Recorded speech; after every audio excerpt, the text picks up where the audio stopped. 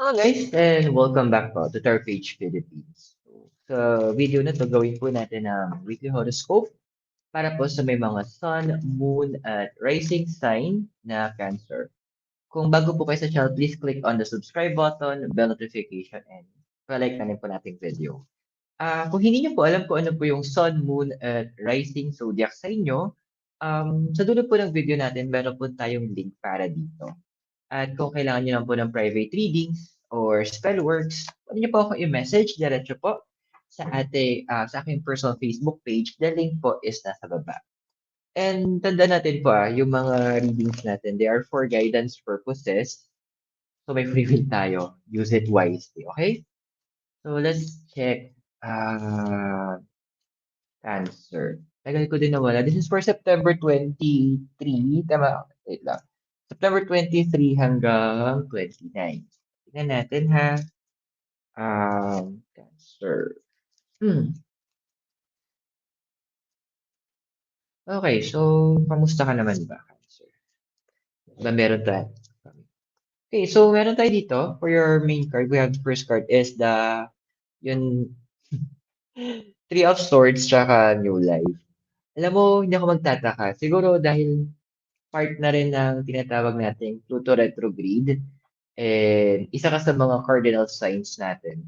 Andun kasi na ano mag-expect talaga tayo ng mga major changes na nangyayari ngayon sa buhay mo. Andiyan na, huwag ka magtataka na may mga times na gusto mong magsalita na lang ng hindi maganda kasi napapagod ka or andiyan na magdesisyon ka na parang putulin mo na yung connection mo sa isang tao o magsalita ka na pagod na ako. Actually, yun nararamdaman ng karamihan sa inyo, eh. Walang problema dun. Kasi ang tagal mo ding ikaw yung nagbibigay. Ang tagal na ikaw yung nandiyan para sa ibang tao. Ang tagal na ginagawa mo yung mga bagay na yun na dapat hindi mo talaga ginagawa. Now, nakikita ko din sa card kasi 3 is a number of expression, eh.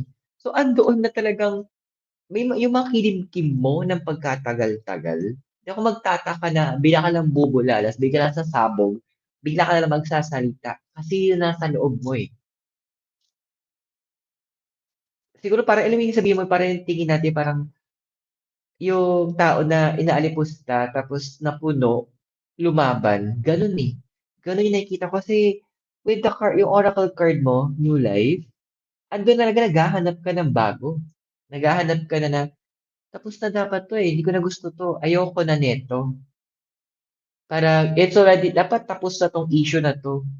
Kumbaga andito na yung moment na talagang nagre-reset ka na at sabi nga nila, minsan sa pagsasara ng isang chapter ng buhay natin, may mga character tayo na hindi na natin dadalhin sa sa next chapter. Malungkot gawin yon kasi sabihin lang natin na may mga talagang ika-cut off ka and hindi lang basta-basta 'tong mga ika-cut off mong mga taong 'to. Hindi lang kumbaga minsan taon yung pagkakilala mo, pero kasi hindi rin panahon ang basihan, eh. Papaano kung yung sa panahon na yun, eh, andun yung punto na ang tagal ka rin niyang sabihin natin na ginagamit, ang tagal ka rin niyang ang pangit ng term ko, inaalipusta, sayang. Wag ka manghinayang, wag ka masayangan. Kasi hindi naman lahat talaga magtatagal sa buhay natin. May mga iba nakikilala natin para dumaan lang. Pero ano nga ba yung cover card mo? So, meron tayo itong Ace of Cups tsaka Message in a Battle. Well, mahirap talaga minsan magsimula from scratch, aminin na natin. Yung tipong siguro parang pagbukod, lalo na kapag yung tipong kailangan mo umalis dun ng physical, doon sa mga lalayuan mong tao. It's hard. But the message yung sasabi ng Ace of Pentacles, Ace of Cups, yung ide-detach mo yung emotions mo, ang hirap nun. Kasi andoon na nasanay ka, eh, na nandiyan sila or nandiyan siya. Pero ang tanong kasi nung card sa'yo, 'di ba mas importante, sila o yung inner peace mo, mas importante ba na nasasaktan ka pero okey lang nandiyan sila o okey ba mas gusto mo bang mag-isa ka? At least andoon naman na alam mong respetado ka, alam mong walang nananakit sa'yo, alam mong sorry bibigat ng terms, walang aabuso sa'yo, walang walang nagsasalita ng mga bagay na hindi mo gustong marinig. Now, with the message in a bottle kasi, ikaw lang naman hinihintay ng universe, eh. Minsan it's really hard kasi yung iba sa inyo, sa House of Cancer, naghahanap kayo ng parang, "Ay, kailangan ko ng sign na, malaman ko 'to," or kailangan ko ng something from the universe para mai-display sa'kin 'to. Dude, hindi sa lahat ng oras kailangan natin ng sign, hindi sa lahat ng pagkakataon yun ang kailangan natin. Because the mere fact na pinaparamdam sa'yo ng universe na this is enough o tama na 'to, tigil na, ayaw mo na, enough na yun. Hindi natin kailangan ng magarbong sign na may parang babagsak pang bulala sa harapan natin.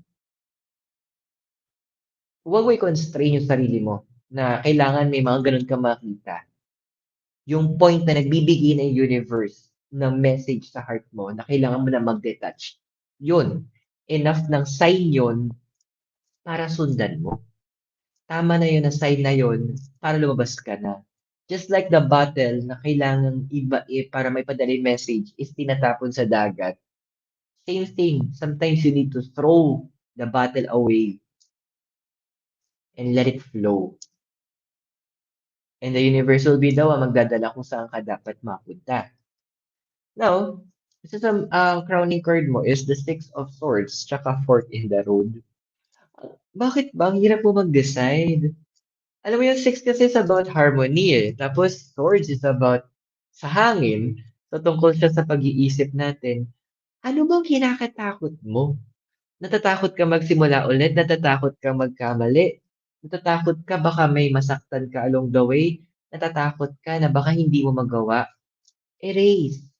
Okey, sige i-acknowledge natin, andoon na yung nararamdaman mong takot, valid yan. Kasi sabi nga nila, lahat ng emotions natin is valid. Hindi ko puwedeng sabihing mali ka, na nasaktan ka kasi hindi ako yun. Pero yung actions mo after that emotion, dun tayo magkakatalo-talo. Yung actions mo na tama ba yung ginagawa mo? It is time for your expansion, kapatid. It's time that you make a decision. Andoon na kailangan mo ng kumbaga, if you're going to look kung titignan mo yung negative side, okey lang, wala namang masama. Kasi yun yung magtutulong sa'yo para alam mo yung puwedeng hindi magandang mangyari. Pero huwag mo ifo-focus sa sarili mo dun. Focus mo yung sarili mo on what you need to do. Then yung mga nakikita mo negative, doon mo doon ka mag-isip ng, ano yung puwede mong backup plan. Kung sakaling mangyari 'tong hindi magandang 'to, ano yung puwede kong gawin, 'di ba? Yun yung kailangan nagiging course of action mo ngayon. 'Cause we have here is yung base mo kasi din is the card of death, tapos flexibility. Alam mo, isa sa mga favorite cards ko sa 78 deck, 78 cards ng tarot is yung card of death. Iba kasi parang sa mga pelikula kasi, "Ay death, nakakatakot, blah, blah." No, it's not. Hindi gano'n yun. 'Pag sinabi kasing death, totoong para 'tong ano, yung tingnan mo isang caterpillar na magiging butterfly, parang gano'n. It's about change, it's about metamorphosis, it is about ikaw magiging bago. Kaya sabi nga ni Apostle Paul, eh, "For me to live is Christ and to die is gain." 'Di ba na, "I no longer live but Christ lives in me." Yun yung concept ng death. And andito na ngayon yung punto na may mga luma ka ding paniniwala na na pinipilit na ngayong basagin ng universe. Hindi kumbaga hindi dahil wala kasi tinatawag na one size fits all, eh. Siguro sa damit puwede, pero sa buhay, hindi, eh. Sinasabi dito ng flexibility card din na everything change in time. O andoon yung target mo, yung dreams mo, yung um, gusto mo maganap sa life mo is meron kang set plan. Pero yung pamamaraan, nagbabago yan. Ang ano kasi ngayon, yung ginagawa ng universe ngayon sa house mo, Cancer, is that kailangan may mga may mga changes na ginagawa eh. Kumbaga, alam mo din sa sarili mo na itong bagay na to is hindi na nagwo-work para sa'yo. Bakit mo ipinipilit? Nag-work siya dati, sige, goods tayo doon. Dati yon, hindi ngayon. The times are changing. Kaya nga sabi ng flexibility card, literal, be flexible. Mag-adjust ka din. Hindi mag-a-adjust ang mundo para sa atin. Hindi mag-a-adjust ang universe sa atin. Tayo. Tayo ang mag-a-adjust kung saan patungo ang universe. Tayo ang gagawa ng paraan para makasunod tayo sa flow. Hindi naman parang namamangka. Hindi naman dahil yung gusto mo yung ilog, gusto mo magpunta ng kanan, ay yung ilog pa kaliwa, kailangan yung ilog mag-adjust. It's not that way. Tayo ang mag-a-adjust. And the good thing dito, Cancer, when we adjust, si universe na yung bahala. Alam niya yung best. May passage nga sa, ano eh, kung tama yung naalala ko sa Isaiah yata yun. As far as the east is from the west, as far as the heavens from the earth, so is the wisdom of the Most High. Ganon ang universe. Kung gaano kalayo yung east sa west, which is walang distance yan, infinite, at gaano kalayo ang lupa mula sa langit, which is infinite din, ganon din kalayo ang karunungan at kaalaman ng sansinukob kumpara sa atin. Huwag mo questionin, kapatid. Flow ka lang. Ano ba sa recent past mo? Ay, okay. So, Ace of Swords, tapos Unfinished Symphony. Ace is about beginnings kasi. So, about creation. Tapos si Swords, symbol siya ng air, tukol siya sa hangin. So, anything about sa pag-iisip natin. Unfinished Symphony. Kita masisisi, no? Na iba, well, hindi naman lahat, pero may iba kasi sa inyo na may sun, moon, at rising na Cancer. Minsan kailangan nyo bumalik sa past. May mga tao kayong kailangan nyong kausapin. May mga tao kayong kailangang makamingle. Why? Para tapusin yun yung kailangan nyo tapusin. Yep, ano yung punto na parang gusto mo na lang sanang i-ghost? Ano yung punto na parang sana, ano na lang, parang okay, erase na lang.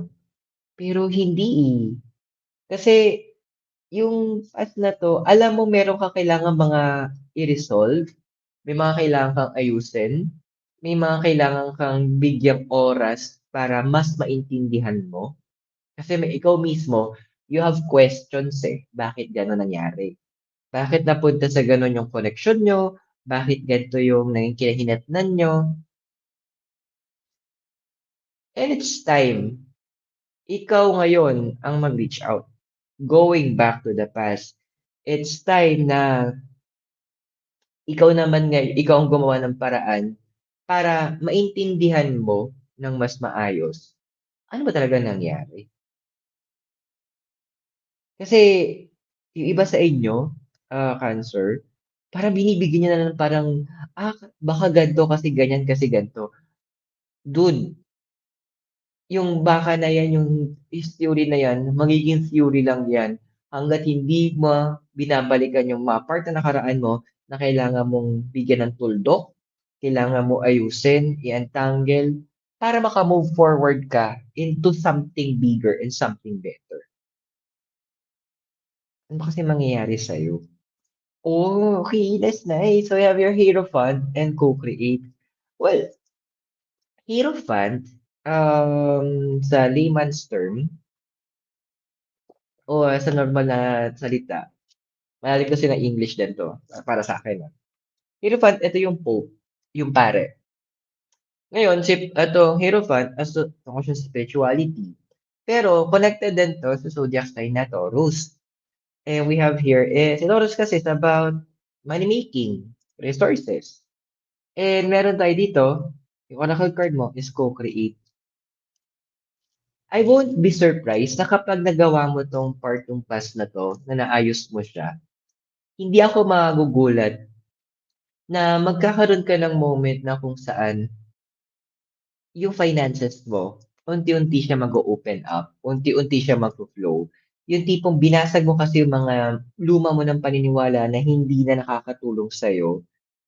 So, andoon na magfo-flow ka na mas maayos. So, yung tipong you make a decision na piliin mo yung sarili mo. Hindi ako magtataka na eventually makukuha mo yung sa finances mo. Ang maganda nito with the card, yung oracle card na co-create kasama siya, andun yung punto na ano, na hindi ka mag-isa. Iba-iba yung for those who are single, may iba sa inyo naghahanap, hindi romance ang hinahanap niyo, eh.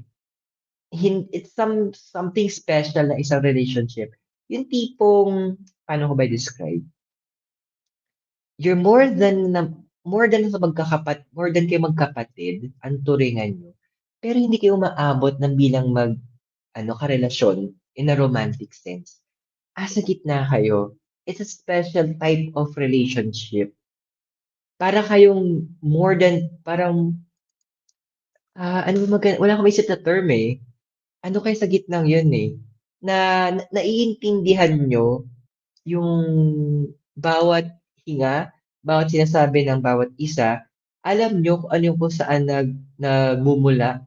Alam niyo din kung ano yung pinagmumulan at alam niyo din yung hinanakit ng isang taong 'to.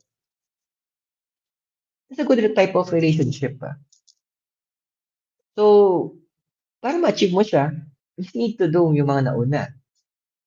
Pero ano ba sabi ngayon na physical ano mo, environment? Nine of Cups tsaka breathe.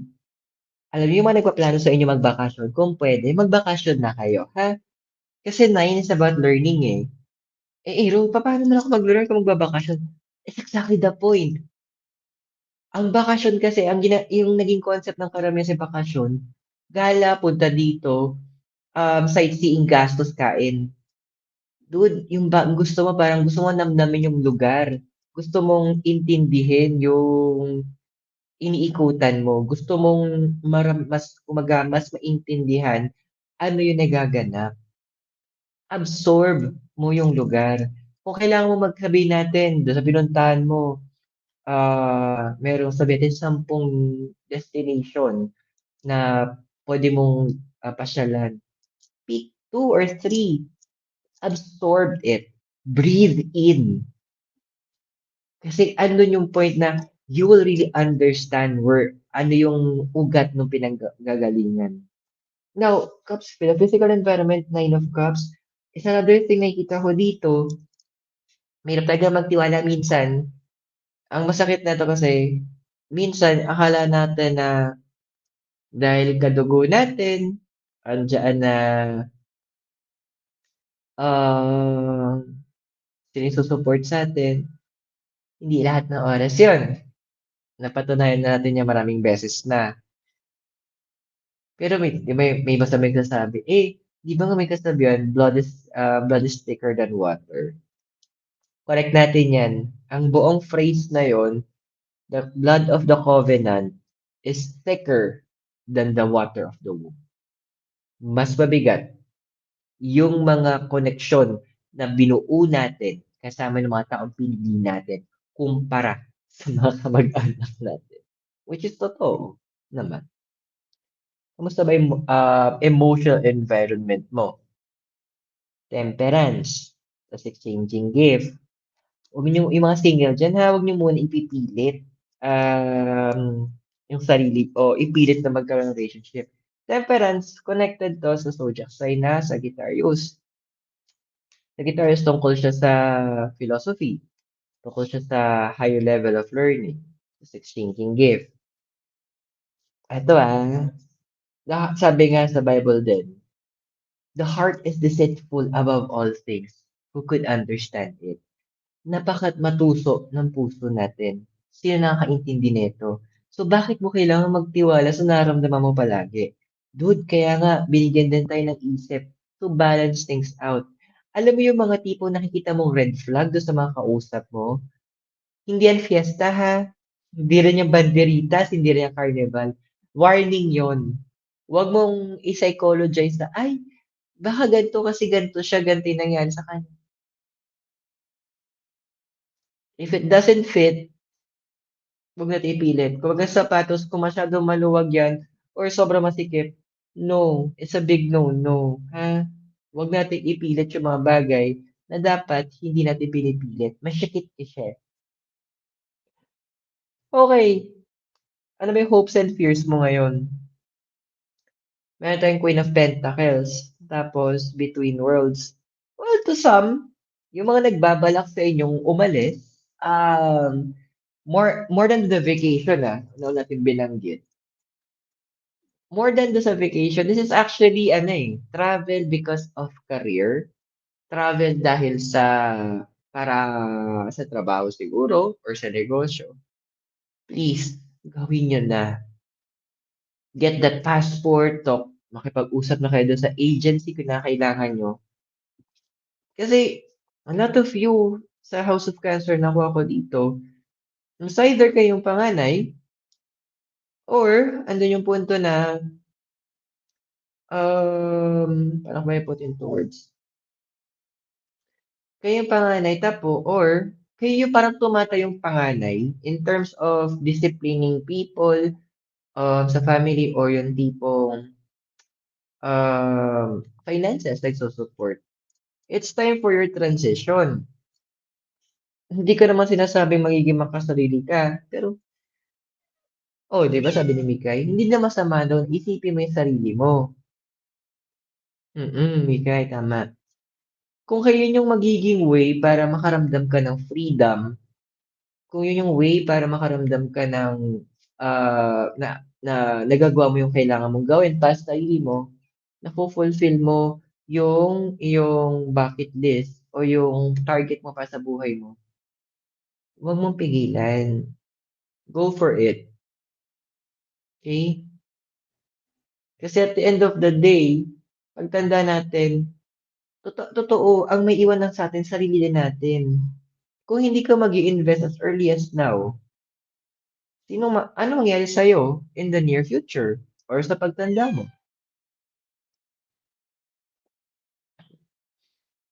Ano bang puwedeng mangyari sa'yo for this week? So we have here is the Four of Cups and the Tribe. Okay, Sylvie. Four, is about structure. Cups is about water, about the emotions. And the Tribe, yung oracle card mo, number 8. Well, hindi ako magtataka na some of you, baka magkaroon kayo ng gap sa mga ibang family or tinuturing yung pamilya. And iba sa inyo, unless mag-decide na rin kayong iba pa, a lot of you guys, gusto na talaga hindi ko kayo mapipigilan talaga kung gusto nyo maghanap talaga ng acceptance din. Mag-go out of way na rin kayo to explore na parang masyado nyo nung kinoble yung sarili nyo dito sa aspetong 'to. Parang iba kasi sa inyo, okey na sa maraming bagay, eh. Ang hinihintay niyo na lang is that special someone. Hindi pa, eh. Hindi pa talaga. Kasi ang gusto ng universe right now is yung improvement mo from the inside, from you, ikaw mismo. Kumbaga, palaguin ka muna. Kumbaga, babalikan ng universe, ano ba yung mga good things na ginawa mo para ma-reward ka ng good karma? Ano yung mga tina-target mo sa life mo na matagal mo nang sinasantabi para sa kapakanan ng iba? Those are the things that the universe wants to touch. Huwag ka magtataka ng major revolution sa buhay. So I hope nakatulong po yung reading natin sa'yo. Tandaan yung mga readings here for guidance purposes. Use your free will wisely. And kung bago ka sa channel, please click on the subscribe button, the notification, and palike na rin po ng ating video. At sa mga gusto pong mag-support ng ating channel, you can click the thanks button or you subscribe yung ating join button sa baba or you could send Maya or Gcash as well. Okay, so guys, maraming salamat po sa inyo.